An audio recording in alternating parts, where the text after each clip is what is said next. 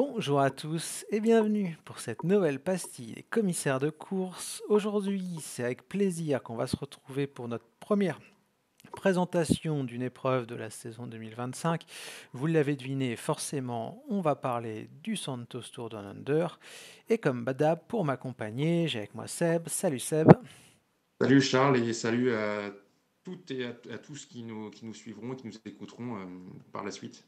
Alors Seb, pour rendre à César un petit peu ce qui appartient à César, c'était ton idée de reprendre un petit peu ces previews, parce que c'est vrai qu'on trouve que c'est quand même intéressant, donc on va reprendre cette habitude cette année, et c'est pas sans te plaire, je crois. Ouais, alors après on essaiera de voir si des fois on peut être un peu plus nombreux aussi, c'est pour avoir des analyses un peu plurielles et différentes, le cas échéant.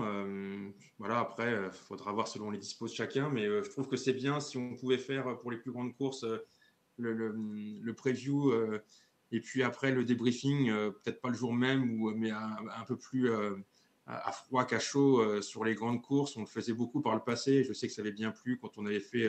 Alors moi, comme toi, je suis comme toi, je préfère en général les courses d'un jour et les classiques plutôt que les grands tours, mais le faire, ça, on ne sait pas si on le tiendra, mais ça serait intéressant de pouvoir avoir l'avant et puis l'après avec le débriefing et voir un peu où on avait vu juste, là où on s'est planté, puisqu'on se plantera comme tout le monde. Mais ça donne une continuité et un intérêt, je trouve. Donc, on va essayer de faire ça. On essaiera de faire ça, effectivement. Alors on va se focaliser aujourd'hui, comme je l'ai dit, sur le Santos Tour Down Under, le Tour Down Under qui commence donc dans la nuit de lundi à mardi. Donc on vous propose aujourd'hui, puisque si vous nous suivez en différé, on enregistre donc ce samedi 18 janvier.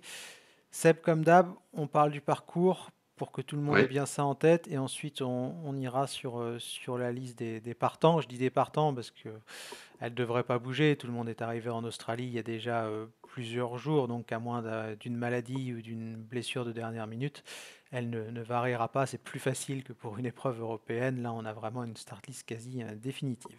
Bref, Ouais. le parcours, Seb, on va aller vite sur le parcours du Tour Down Under parce qu'il est quand même assez traditionnel. Les étapes clés, on les connaît, et on va débuter bah, par la première. J'ai envie de dire que le profil est comme souvent un petit peu trompeur, mais on aura un sprint normalement à Gumeracha. Ouais, je crois qu'il y a une petite côte à une trentaine de kilomètres de l'arrivée qui fait moins de 2 kilomètres, où il y a quand même un petit pourcentage à 6 et quelques pourcents, mais je crois qu'il reste une trentaine de kilomètres, donc ça devrait pouvoir se regrouper, et je pense pas qu'il y aura déjà la castagne, à moins qu'il y ait malheureusement une chute ou que ça a été un peu houleux, tu sais, à l'approche, mais je sais pas si c'est étroit ou pas, cet endroit-là, le Berry Hill, si je me trompe pas. Mais en effet, en général, de toute façon, c'est du classique, hein. La première étape, ça échappe rarement, voire jamais, sur le Down Under à un sprint massif. Ouais, et puis Seb, la deuxième, c'est un petit peu un copier-coller, même pente moyenne. Cette fois-ci, une autre petite ascension très courte, hein, vous le voyez sur le graphique, ça ne doit même pas faire 2 km. Situé là aussi assez loin de l'arrivée, un petit peu plus proche quand même, mais bis repetita par rapport à la veille. Je pense c'est du mal à imaginer autre chose qu'un sprint, même si on sortait en force, le peloton aura quand même faim, surtout en ce début de saison. Oui, et puis Tanunda, pour le coup, pour la première étape, les noms ne me sont pas très familiers, alors que Tanunda, c'était déjà le cas l'année dernière et d'autres années, c'est un lieu récurrent du Down Under, et c'était tout le temps au sprint, hein. Alors après, il y aura peut-être quelques lâchés quand même, parce que c'est un peu plus près de l'arrivée, à une vingtaine, il y a 10 km de moins, mais c'est du 2 km pareil, il y a du 6%, un peu plus, donc je pense que encore une fois, peut-être un peu moins de monde que la première étape, mais encore un sprint. Ouais, ça devrait être un sprint. Alors la première étape intéressante, vous la connaissez aussi celle-là, c'est des noms assez évocateurs. Uredla, ça va être un finish un petit peu plus punchy, Seb. On va l'aborder deux fois d'ailleurs, cette montée de Cruz Hill. Pente moyenne de 8%, et cette fois-ci ça va monter et descendre un petit peu tout le temps dans les, disons, allez, 40 derniers kilomètres. Et là, je sais pas toi, mais je vois bien un groupe de punchers se jouer la gagne. Ouais, parce qu'en plus, quand on regarde, en tout cas, ça a été annoncé par par les organisateurs en termes de dénivelé. Alors, il faut toujours se méfier avec les chiffres, mais évidemment, on va parler après de l'autre étape classique de Willunga Hill, mais dans, dans, dans la globalité de cette étape-là, il y a plus de dénivelé que l'étape du samedi au niveau de Willunga Hill, puisqu'il y a plus de 3200 mètres de dénivelé pour cette troisième Ouais, en étape. seulement 150 bornes en plus, c'est bien. Voilà, alors on l'avait dit déjà, quand on avait fait les previews d'équipe, le Down Under, c'est pas nouveau, ça, on est toujours aux alentours de 140, 150, 160 km et c'est le cas pour pratiquement toutes les étapes sauf la dernière. Donc il n'y a pas beaucoup de kilomètres, oui, mais c'est le début de saison et puis on ne l'a pas dit là, mais on sait que, et c'est pas la première fois qu'on fait la preview du Down Under, on ne devrait pas échapper à la règle avec des températures folles, Mm. des températures à 40 degrés, etc. Et Oui, parce que c'est c'est pour ça l'été, que, hein, c'est vrai que ça paraît évident, mais bon, ça coûte rien de le voilà, rappeler. Les saisons sont bien entendu inversées dans l'hémisphère sud. tout à fait, on le dit tous les ans, et donc on va quand même le rappeler. Et il y a des années un peu plus chaudes, hein. Je me rappelle d'une année, là, il y a 2-3 ans, où à un moment donné, l'étape avait failli s'arrêter. Enfin, il y a eu tout le protocole parce que ça dépassait les 45. Et en effet, ça va jouer. Et il y a un travail d'adaptation, Ouais, surtout puis on pour arrive ceux qui. curieusement en plein milieu d'après-midi en plus, ce qui nous arrange pas parce que c'est encore plus tôt pour Ouais, nous en ça, c'est Europe, la mais nouveauté. Parce que je crois que d'habitude, des fois, on pouvait peut-être voir des fois pour ceux qui travaillent l'arrivée avant de partir, peut-être vers 6h30 ou 7h, si je ne me trompe pas, alors que là j'ai l'impression que c'est beaucoup plus tôt, et donc si c'est plus tôt dans l'après-midi, ça sera pareil là-bas. ouais, d'ailleurs Et il y a avec 9h30 de décalage pour ceux qui voudraient avoir l'info. voilà, et donc oui, ça va jouer ça, surtout pour les. On sait très bien que ça va. Enfin, on en dira tout à l'heure, mais les Australiens sont évidemment avantagés par rapport aux Européens, même s'ils sont venus un peu plus d'une semaine avant le départ. Et donc ça, forcément, ça jouera aussi. Et on sait que souvent, on a un peu les mêmes coureurs, on le dira tout à l'heure, mais on va voir un peu les mêmes parce qu'il y en a qui aiment bien les fortes chaleurs et au principe, ça devrait être le cas comme d'habitude. Et donc, pour en revenir à ce qu'on disait là par rapport, c'est le Knot Hill. Oui, ouais, tu me l'as dit, hein, pas loin de 8%, un peu moins de 3 km, enfin 2,6 ou 2,7 km, et puis à refaire deux fois dans les 50 km, ouais, ça va être intéressant à voir parce que ça va quand même décanter les choses hein, en même temps, même si les organisateurs l'ont dit, ils essaient de muscler le Tour de Under. Il n'empêche que ça se joue souvent sur. Alors avant, c'était le Mont Lofty qui n'y a pas cette année, qui n'est pas si dur que ça. On parlera tout à l'heure avec le Lunga Hill, mais il n'y a pas beaucoup, enfin, il n'y a pas beaucoup d'étapes quand même. Faut se méfier des graphiques. Et du coup, si on accepte l'arrivée à Willunga Hill, il faut bien essayer de faire des écarts. Alors, ça sera comme d'habitude, hein, ça va jouer à coups de seconde parce qu'il y a des bonifications aussi, ce qu'on peut dire, voilà, avec des sprints intermédiaires. Et puis les arrivées, les bonus habituels, je crois que c'est 10, 6 et 4 secondes, si je ne me trompe pas. Ça n'a pas dû changer. Et là, il faut faire les écarts. Donc, je pense que ça sera un petit couple de costaud.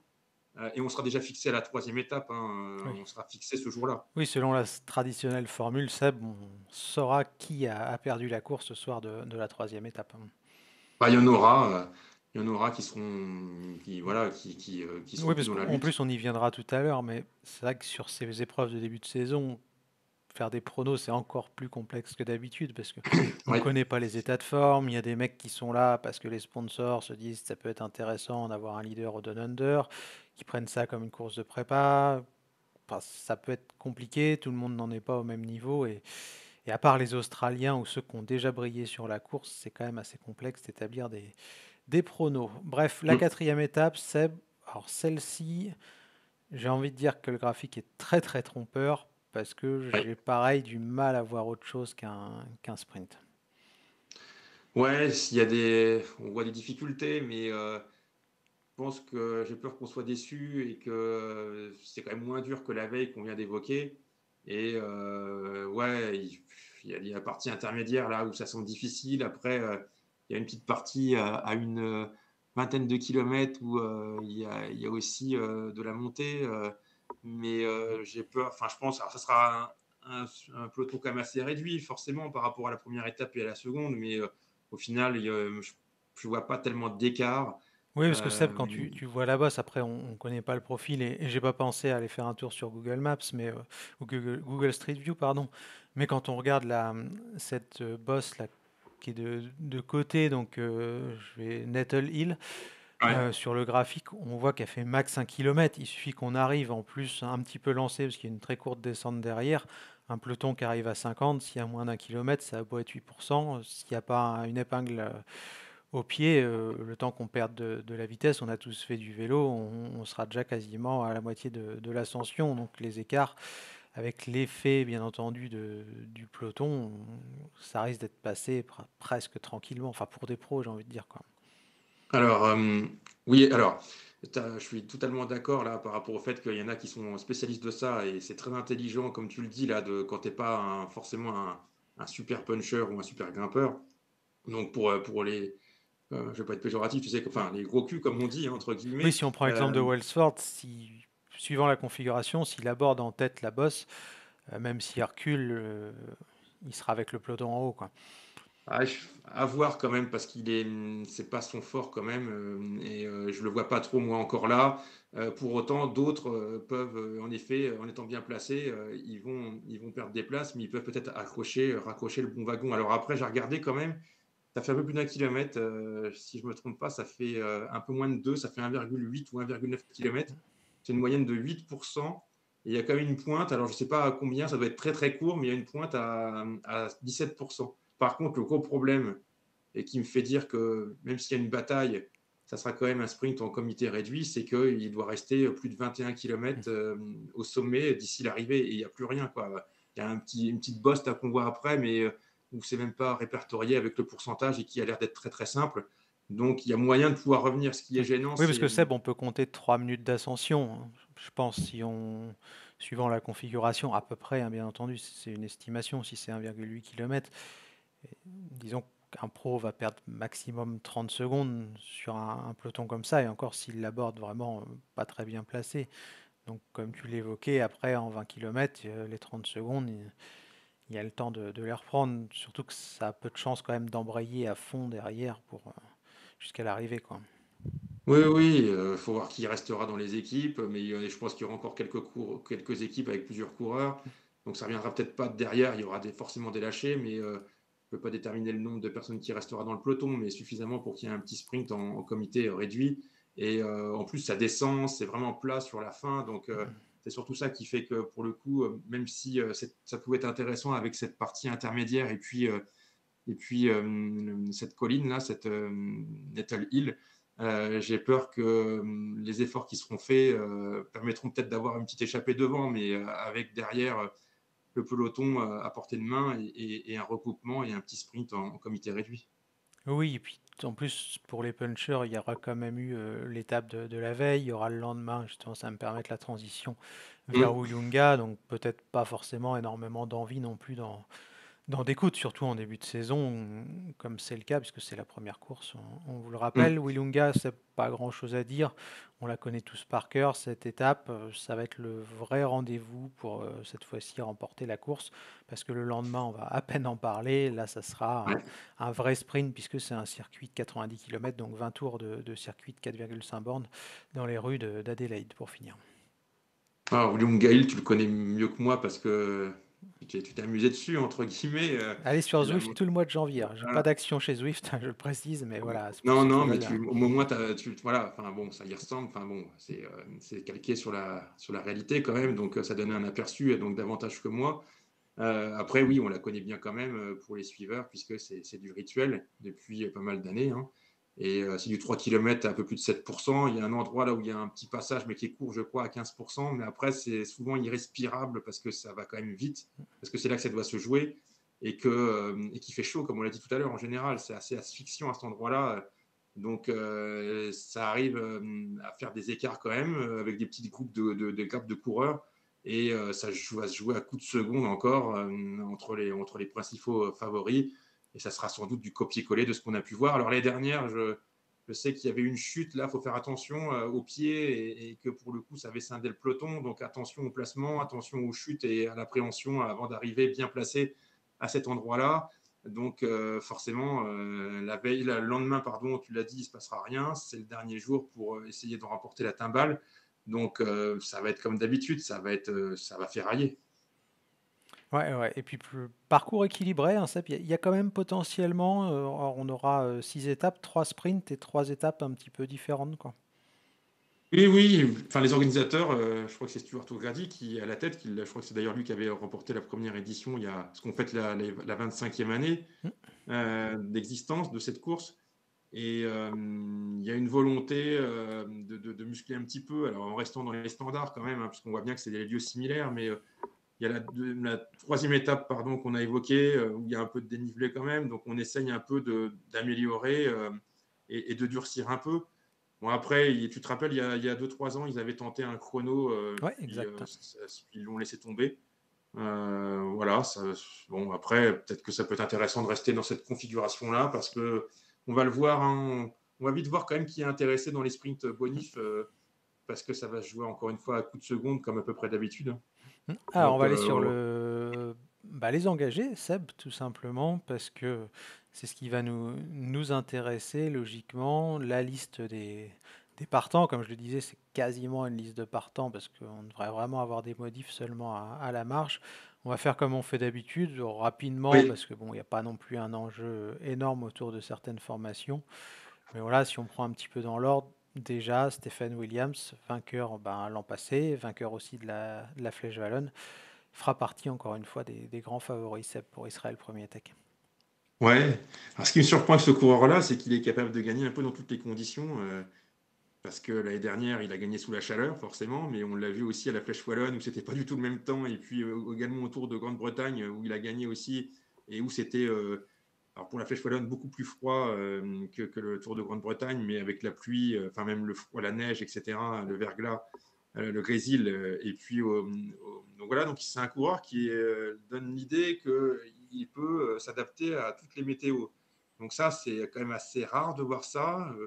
Bah, il veut évidemment, il veut défendre son titre, ce qui paraît normal. Après, oui, ça devrait être le leader, mais il y en a un qui nous a quand même bien déçus, même s'il commence à être un peu âgé, c'est Michael Woods, qui va être en soutien. Et puis pour les sprints, il va y avoir Corbin Strong, qui est quand même pas mauvais. Donc voilà les principales cartes de l'équipe avec, oui, leader Williams. Enfin, en principe, c'est lui le leader.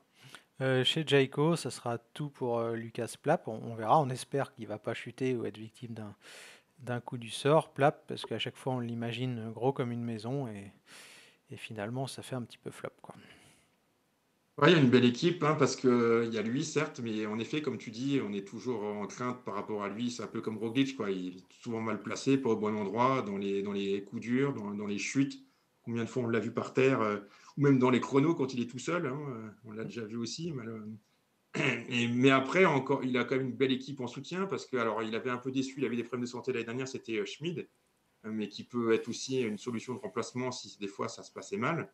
Et puis même un Chris Harper qu'on sous-estime souvent, hein, et qui est capable d'être enfin, il a quand même fait dans le top 15 du Tour de France.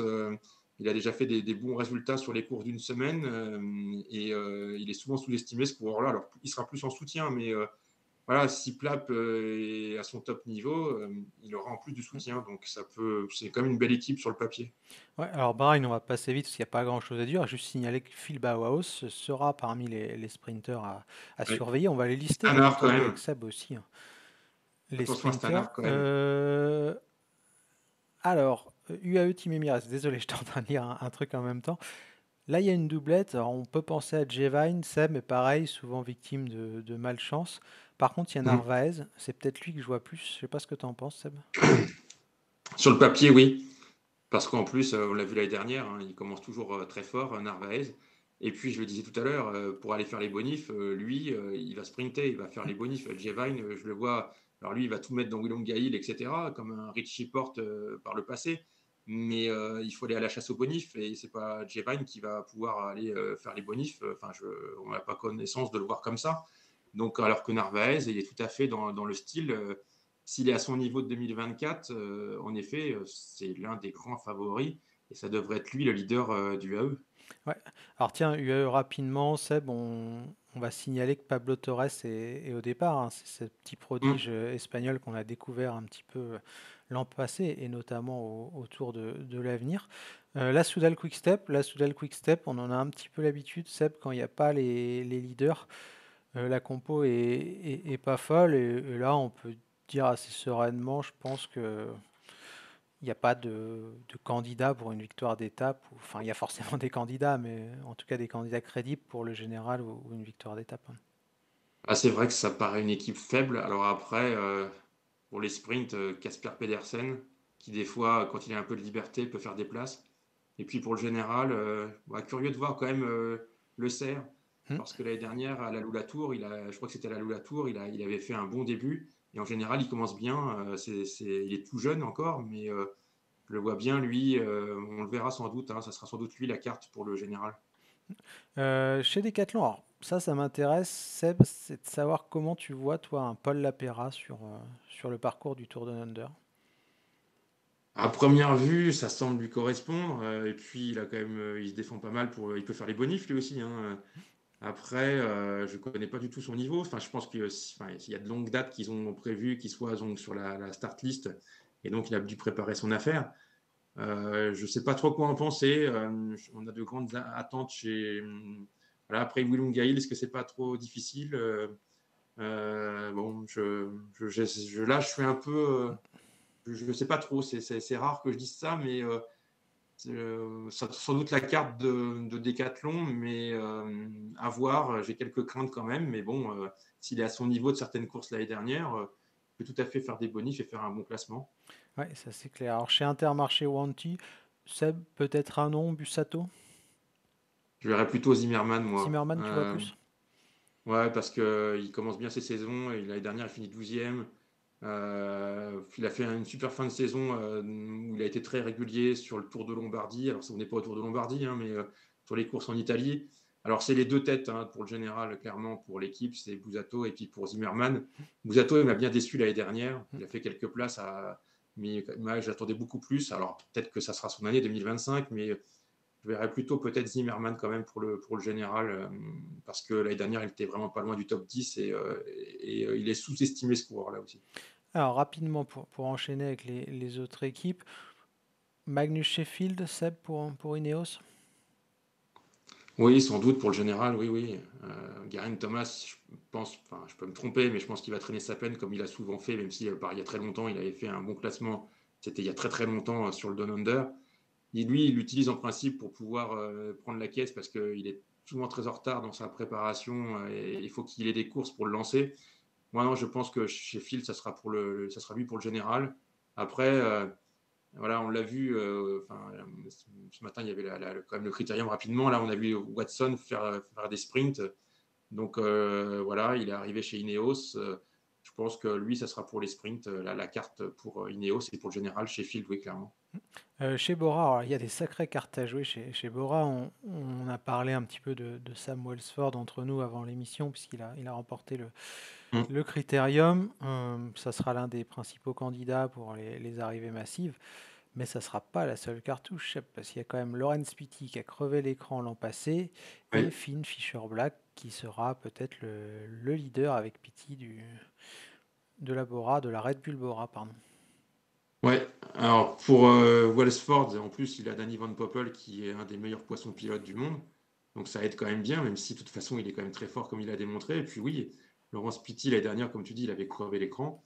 Je ne vois pas pourquoi il ne ferait pas aussi bien cette année, voire mieux. Et puis Fischer Black, oui, il était barré chez UAE. Et je pense que, enfin, voilà, j'ai vu des déclarations, tout ça. Il faut se méfier toujours, mais j'ai hâte de voir aussi son niveau. Et moi, je le vois vraiment très haut, peut-être même sur le podium. Donc, c'est une belle équipe avec des bons équipiers aussi qui vont bien rouler sur le plat, comme on a vu avec Mullen et avec Machier et Jouk.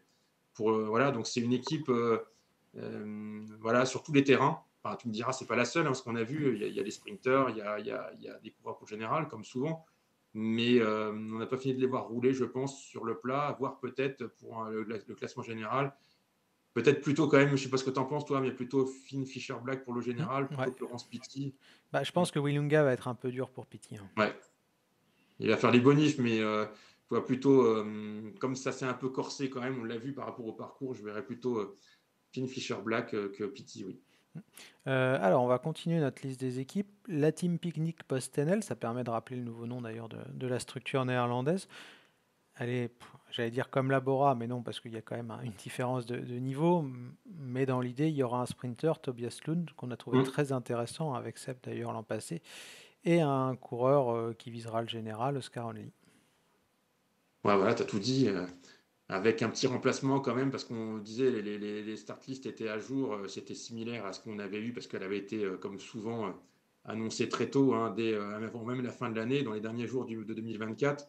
Mais il y a eu des petits changements quand même, parce que, notamment dans l'équipe, avec Chris Hamilton, qui a eu une fracture de la clavicule et qui a voulu repartir très vite, mais malheureusement, bah, le corps nécessite du temps et il est pas là.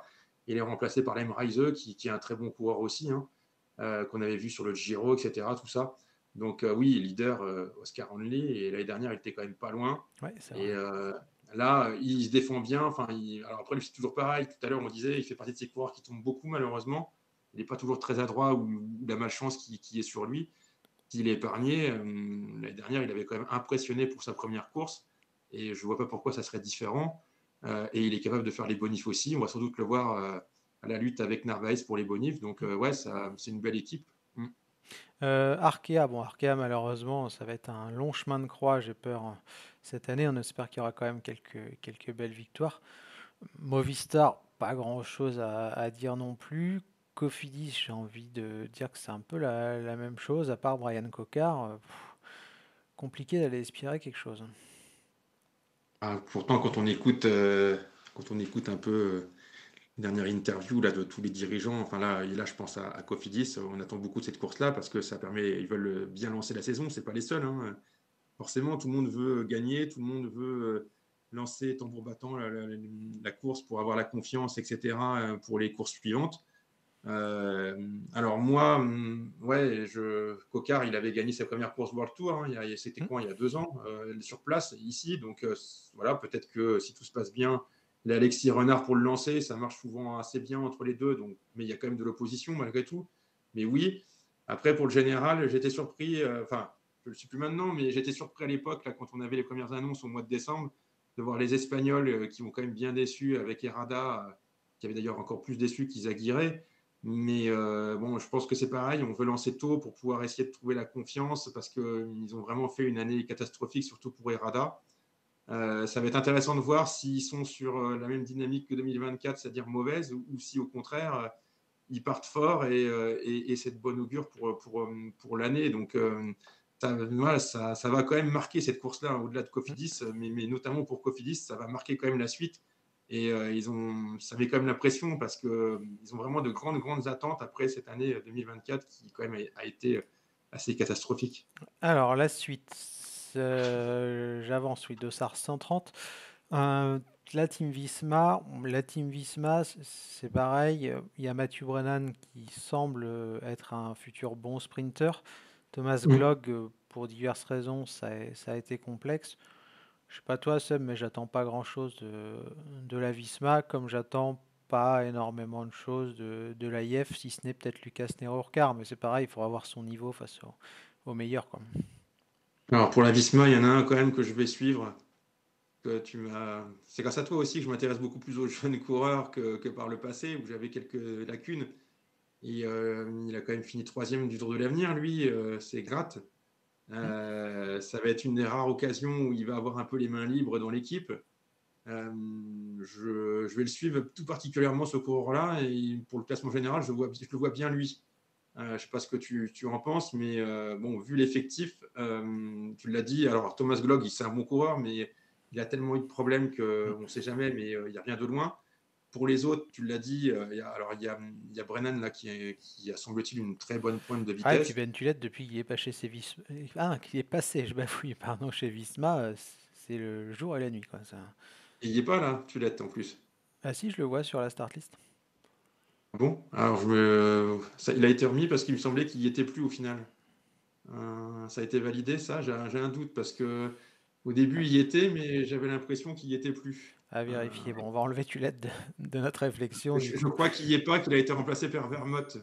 Ah, c'est Mais possible que ça a pas été, que ça n'ait pas été changé encore, donc on va laisser Tulette de côté. On en reparlera sur une autre start list, peut-être que c'est vrai quand même, Seb, qu'il est assez méconnaissable ce coureur. Il était quand même très prometteur chez Ineos et il a un peu disparu de la circulation alors qu'on pouvait l'attendre sur des courses par étapes.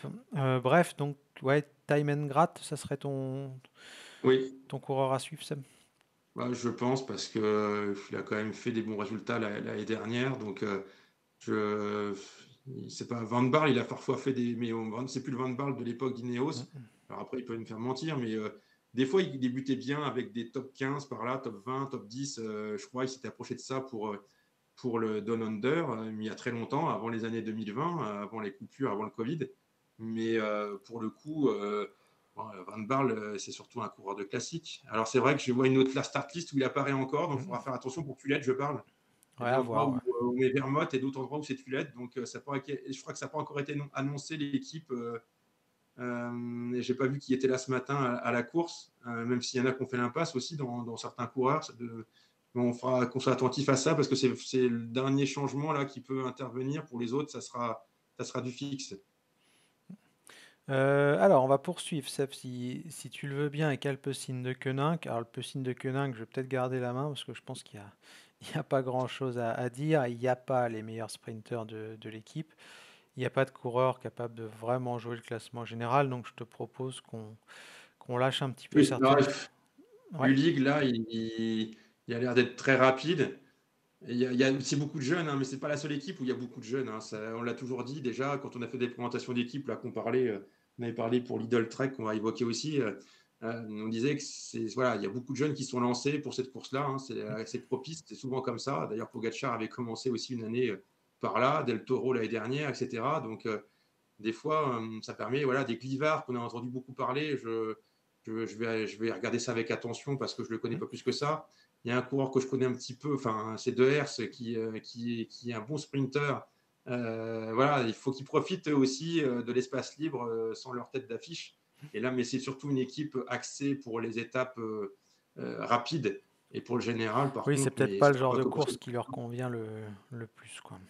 certaines étapes rapides, peut-être, ils peuvent essayer de faire des places. Après, pour le général, ça sera difficile, mais de toute façon, pour Alpecin, sur toute l'année, que ce soit le Down Under ou d'autres courses, le Ouais. général, ça ne sera pas leur cheval de Ils sont bataille. plus à l'aise sur les courses d'un jour de manière générale. Donc on va zapper la Groupama parce que la Groupama, bah, malheureusement, on retombe un petit peu dans les travers avec une densité d'effectifs qui fait pas rêver, je trouve. La sélection australienne, sans leur faire offense, on va aussi les laisser de côté parce qu'il faut qu'on Mmh. avance.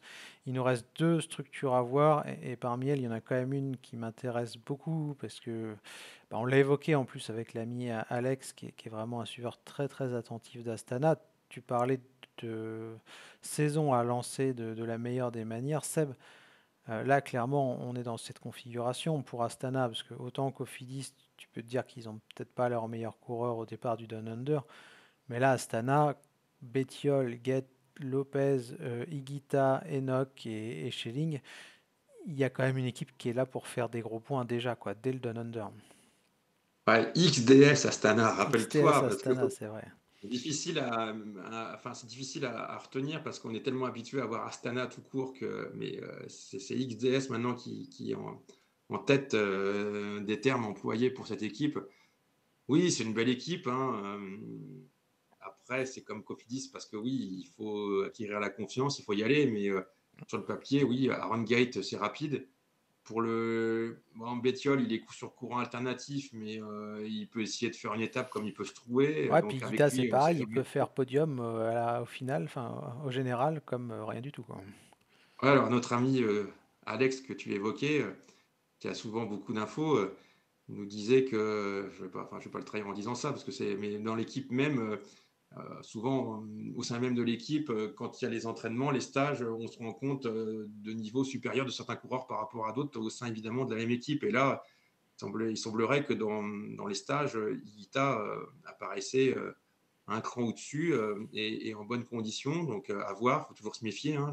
Ça se trouve, on verra le résultat inverse. Mais bon, en général, quand il y a ça qui est vu, c'est quand même des pros, voilà, si ça marche bien à l'entraînement et au stage, ça doit aller, dès la première course Mmh. donc mais c'est pareil, l'avait dit avec Alex, hein, Bettiol comme Higuita, c'est tout ou rien. Ouais. Ça marche ou ça Bah, comme foire. Pouls, comme beaucoup de coureurs qui ont signé chez Astana d'ailleurs.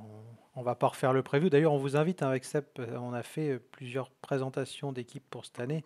Donc vous pouvez retrouver des previews plus longs sur Astana, sur Lidl Trek, sur d'autres Tudor. formations, Tudor, etc., etc. Et c'est pour ça qu'on va passer vite sur la dernière formation, Lidl Trek, parce que quand on a fait le preview, Seb, ensemble, Ouais. on connaissait déjà la compo, donc on va pas faire trop de redites. Moi, je vais juste signaler quand même que bah, tu as cité Pablo Torres, il y en a d'autres, hein, des jeunes pépites. Et il y aura là Albert Witten Philipsen et Teutenberg, donc, qui seront présents sur ce Tour de Under et que je vais suivre personnellement avec la plus grande attention quand même. Oui, oui, on en avait longuement parlé il y a quelques semaines, ou il y a 2 semaines ou 3. Et en effet, on avait déjà les compos, hein, comme je l'avais indiqué. Et oui, Teutenberg pour les étapes rapides, hein, première étape, deuxième étape, et puis la dernière. Et puis Philipsen, curieux en effet de voir un peu ce que ça va donner dans les étapes là, compliquées que sont la troisième et puis William Gaïl. Et puis au-delà de ces deux jeunes, voir un peu ce que ça peut donner. Des fois, c'est pareil, Mollema, il est vieillissant, mais il peut essayer d'accrocher un top 10 ou un top 15, comme il avait fait l'année dernière. Donc voilà, après un Badgioli qu'on a vu fantomatique l'année dernière, est-ce qu'il va partir d'un pied différent et que ça va être totalement différent de l'année dernière? C'est en ça que c'est intéressant. Alors, il faut se méfier aussi des indicateurs, que ce soit pour Lidl Trek comme pour toutes les équipes là, au niveau du Down Under, parce que des fois, c'est trompeur. On a vu des fois des coureurs, alors peut-être pas Williams, parce qu'on l'a dit tout à l'heure, qui avait gagné des grandes courses par la suite, mais il y a d'autres années où les vainqueurs du Down Under, on se disait ils vont casser la baraque et on les avait plus vus par la suite dans l'année.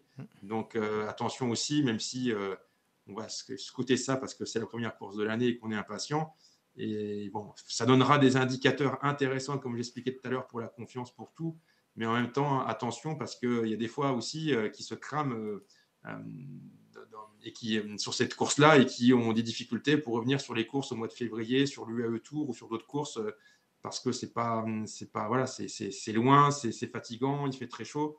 Et des fois, il y en a qui s'interrogent là-dessus sur le programme de course, pas pour les Australiens, mais pour les autres, de se dire on y va ou on n'y va pas, parce que ça, selon les configurations, ça peut être aussi néfaste d'aller sur ce genre de course-là. Des fois, ça s'est déjà vu. Ouais. Alors, on va finir par les traditionnels pronos. Seb, je vais te demander ton podium. Je vais donner le mien, comme ça va te laisser le temps de réfléchir. Donc, le podium final du Santos Tour Down Under. Moi, j'ai envie d'y croire, comme chaque année, avec Lucas Plapp en vainqueur, devant Stephen Williams, que je vois quand même bien, parce qu'il m'a impressionné lors de la flèche l'an dernier. Je pensais que ça serait un one-shot, comme un peu Seb vous a expliqué. Mm. Et bah, le troisième, pourquoi pas tenter un petit cocorico. Ça, une épreuve qui réussit très très mal aux Français, le Tour Down Under. Donc pourquoi pas un Paul Lapera sur le podium, troisième du Tour Down Under. Donc Plapp, Williams et Lapera pour moi sans grande conviction, parce que comme Seb vous l'a très bien dit, c'est compliqué d'établir des pronos comme ça au mois de janvier. Il y a un Français qui l'avait Ouais, remporté, là, je crois que avant c'était en 2000. que ça soit World Tour, je crois, non, c'est ça? En 2000, ouais, je crois Ouais, que c'est c'était ça, si je même me pas, trompe si pas. c'était UCI, mais c'était même pas pro, je crois, non, Ouais. Non, non, c'était pas encore estampillé dans les plus grandes courses, parce que ça date de 2000, je crois, et c'était, je crois que ça devait être la deuxième édition d'ailleurs, et c'était Gilles Ménian qui l'avait c'était quand il y avait remporté, hein, encore les 2-3, 2-4, 2-5, non, c'est pas ça.